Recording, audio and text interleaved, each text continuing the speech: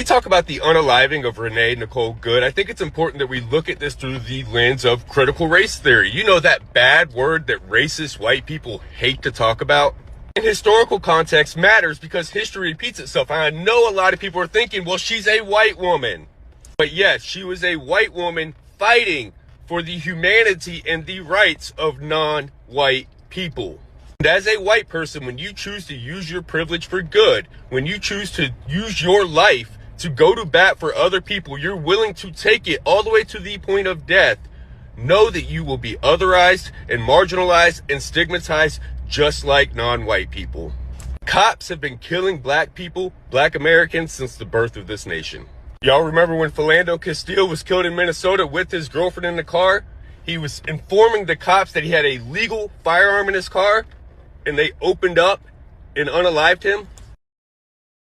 He was unalived in the drive-thru in Atlanta, Georgia by cops because he fell asleep in the drive-thru.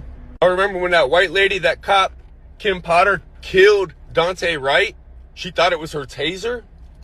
And these are just people in their cars driving. These are traffic incidents, much like Renee Nicole Good. This doesn't include the Freddie Grays, the Eric Gardners, the George Floyds, the Breonna Taylors. The list goes on ad infinitum.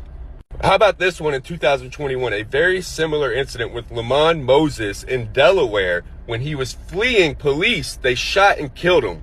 Well, guess what? The evidence proved that he was fleeing, and they ended up charging the police officer as well as rewarding his family $1 million to settle the lawsuit. Back to critical race theory. Everything we're seeing happen to immigrants right now has been happening to black Americans since the abolishment of slavery. The abolishment of slavery, except when punishment for a crime. That is the 13th Amendment. The punishment for crime became a legalized loophole to new slavery. Shortly thereafter came the black codes, where black people were arrested for nothing other than being black. Black Reconstruction, Jim Crow segregation. Then we had the birth of mass incarceration in the United States of America. Critical race theory matters because in order to justify all of this treatment towards black people, you had to make them look as they were subhuman. They were criminals, they were thugs, they were savages. The same thing that you see Donald Trump and his goons doing to immigrants today. Black Americans have been warning us, and what happened to Renee Nicole Good is sad, it's tragic, it's heartbreaking, but it's a direct result of the same tired system. This is nothing new under the sun.